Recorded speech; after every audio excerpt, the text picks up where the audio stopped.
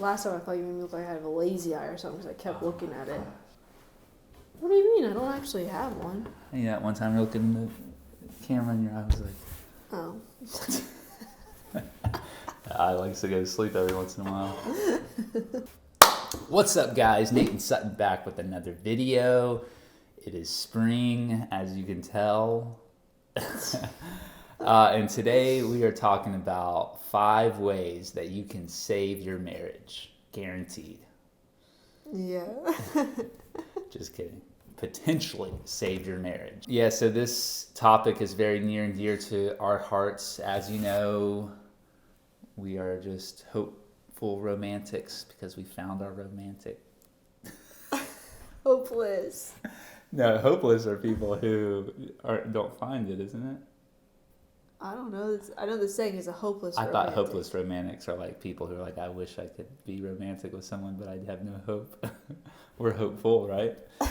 I've never heard that. So today we are talking about some tricks and tips that we have learned in our very, very long marriage. Almost 6 years. I mean, we're practically professionals at this point, I would say. Our anniversary is next weekend, April 30th. Mm-hmm. We've been through 2 kids. We've been through a lot as a little married couple, and we're going to share with you what we've learned to help that. All right, so the first tip we have for you guys is a loose one, but basically it's just to have fun. Because when you're married and you're in your little routine and your day-by-day regular life, you can get stuck in that and stuck in the mundane, but we want to encourage you guys to get out there and have some fun, whether it's like a date night, a trip, dancing in your kitchen, like whatever it takes to make you guys laugh and feel connected. That's what we suggest you do. And this one speaks near to my heart because quality time is definitely my love language. So I thrive in a situation where I get time spent with me. Yeah, I think fun is a very underrated part of marriage because be fun, silly, whatever.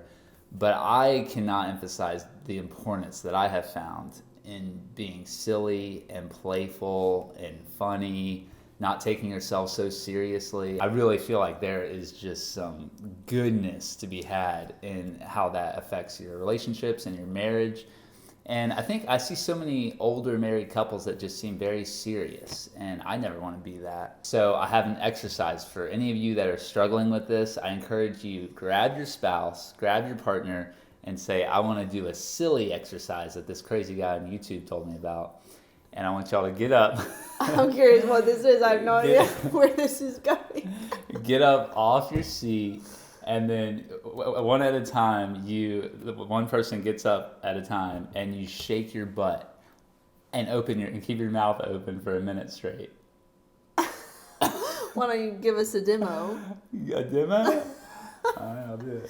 He acts like we've done this before. We have never done this. We've never done this, but talked about this. I was at an event one time, and this was one of the exercises to keep your playful. What's with the open mouth? Like, what does that do?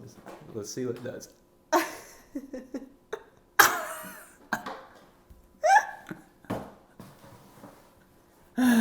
How'd that feel? Felt great. But the point is we got a laugh out of it. That's kind of the point. that is the point. Is just to don't take yourselves too seriously. And if you can get your butt moving, then I think the rest of your inner child starts to follow. Yeah, I also had a little list of some date night ideas for you guys. Just some simple things. One, this is something we've never done, but I think it'd be fun. It's like go to the downtown area wherever you live and where you can walk to different restaurants and go to one for an appetizer, one for your main meal, and one for dessert. I think that would be fun.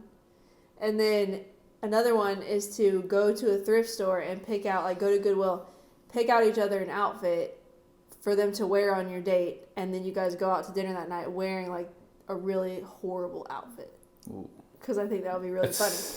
And then another one is something we realized that we really like to do lately that we never do is looking at the stars. We don't really live in a good place to do that, but when we were at the beach, we were just like amazed at how many stars we could see. So I think that would be a really nice, simple, free, relaxing date night is to drive out to the middle of nowhere and just look at the stars. Bring you a blanket, put it in the back of your truck, put it on the ground, whatever, and look at the stars.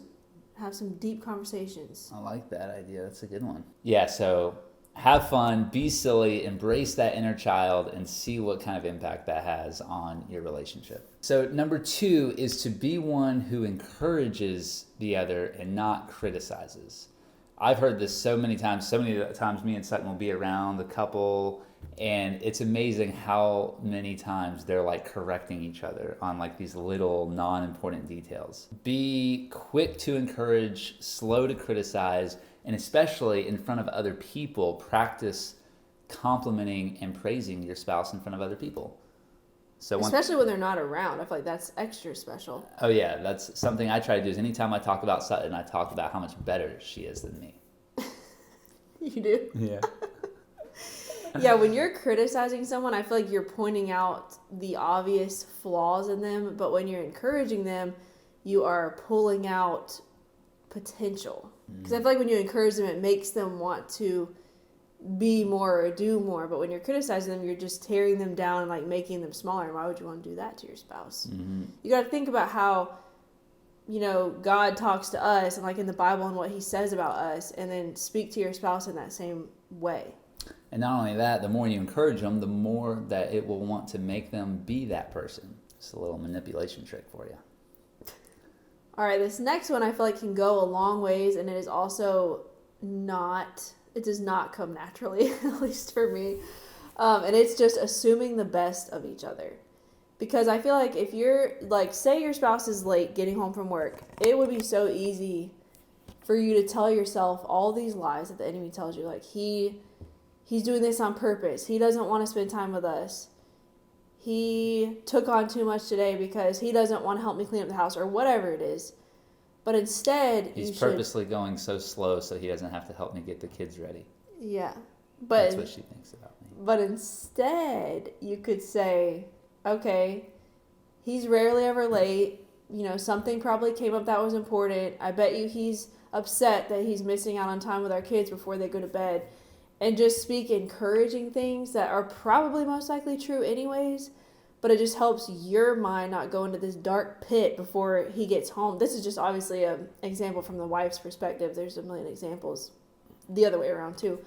Wow. But it just helps them to come home with you not already mad at them and like pointing these accusing fingers at them. And they can explain why they were late. And I'm sure it was something that you would understand. And once again, by them feeling that you are wearing that posture of assuming the best about them, it makes them want to live up to that person. So, you know, if they feel like, oh, Sutton, she's always assuming the best of me, that makes me want to be the best, you know? Tip number 4 is about openness and honesty. So this can be tricky. I think, especially as married couples, it's so easy to just brush things under the rug and, you know, not bring them up. And when you do bring them up, all of a sudden both sides are bringing things up. And that's what I call the flipperoo. So when you do bring up something, or if your spouse brings up something to you, try to avoid doing the flipperoo and saying, well, I have this list of things that I'm upset about. Yeah. Yeah. Yeah, I just like, without openness and honesty and trust, your relationship is like doomed to fail because you have to trust each other. It's just so important. And the way that you build that is by being honest. Like, for an example for us is Nathaniel goes and films weddings a lot on the weekends. And I don't feel the need to ask him, like, so what happened at the wedding? Like, who hit on you at the wedding? Because there have been times in the past that has happened because I'm never there. Like, he goes by himself. And he'll tell me without me asking. So now, whenever he tells me, I'm like, okay, I can trust him to tell me whatever happens.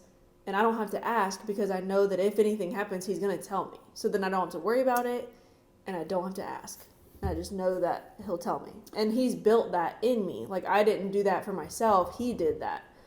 So I feel like it's really important for you to put in the effort to do that for your spouse, of just being really honest with them. And omission is lying. So if something happens that's worth telling and you don't tell it, even if they didn't ask you and you're not telling them, that's a lie.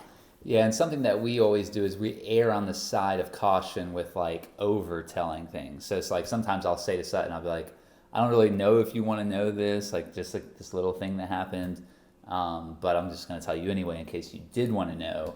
And then most of the time she's like, well, yeah, yeah, I want to know that. I can't believe you almost didn't tell me that. Because that's usually important. Yeah, so I feel like that's one way to build trust is kind of like being overly cautious and overtelling instead of undertelling. And then we have some verses that actually go with that. The Bible, I was looking at verses about just being honest, and there are so many things. So I wanted to say a few of them. So one is that the Lord detests lying lips, but he delights in people who are trustworthy. That's Proverbs 12:22. An honest answer is like a kiss on the lips. Proverbs 24:26. And let us not love with words or speech, but with actions and in truth. And I think that is a way of showing love with your actions, is by being truthful with each other. All right, so tip number 5 is to have open communication about your sex life, because I feel like intimacy is such a big part of a relationship that if you don't talk about it and it's a like taboo topic for you guys, then you could be missing out on a lot of potential that is there of, diving deeper with each other and being closer together, because sex is designed by God and he intended for you to do that in marriage, and it's two becoming one flesh, and I feel like it just brings you guys closer together. So having conversations about that, I feel like is really important of, I don't want to get into too much detail, but like just asking questions to figure out what the other one likes or wants, what do I do that you like, or how could I do this thing better, or do you prefer to have scheduled sex or spontaneous sex, or things like that. Just whatever it is for you guys, talk about those things so that you can have the best sex life that you can, because that's what God wants for us. Okay, guys, so that was our 5 tips for how to save your marriage. But wait till you hear these bonus tips. Bonus tip number 1 might be better than all of the 5 tips put together. So if you made it this far, you are a lucky person. Yeah, you really are. And that tip is to pray with each other and for each other. We've been in small groups before, and we've talked with a lot of other Christian couples, and it always surprises me how rare it is for couples to pray together. How a lot of couples consider it like awkward, and to me it's so not awkward because it's something that we've done from the very beginning. I could see where starting it up could be uncomfortable for you. Like if this is not something that you normally do and you're trying to get started, it might be a little weird. But if you're doing it together, you'll fall into a groove, and then it will just become so natural. Yeah, so praying with each other on a daily basis, couldn't recommend it enough, but also praying for the other person on your own. So in your own individual prayer life, praying for that person and how you can be a better spouse or partner to them. Yeah, when you're praying for them, I've definitely heard a lot that you should bring your problems with your spouse to God before you bring it to them, because a lot of times God could resolve it in your heart and their heart before you ever even do anything. Like it doesn't have to be an argument, it doesn't have to be a conversation, but if you pray about it, and pray for God to work in them if there's something that you're wanting different, and just wait and see what happens, because sometimes he could just handle the whole thing for you and you don't have to do anything. Mm-hmm. Could avoid a whole argument by doing that. All right, and bonus tip number 2 is counseling. So I think counseling can be kind of a taboo subject for a lot of people, but humble yourselves. Realize that without help, without God, you probably wouldn't be able to have a successful marriage. So put yourself in the best chances of survival, and I recommend premarital counseling. Me and Sutton got premarital counseling. There's a verse about that, like the wise seek counsel. Yeah.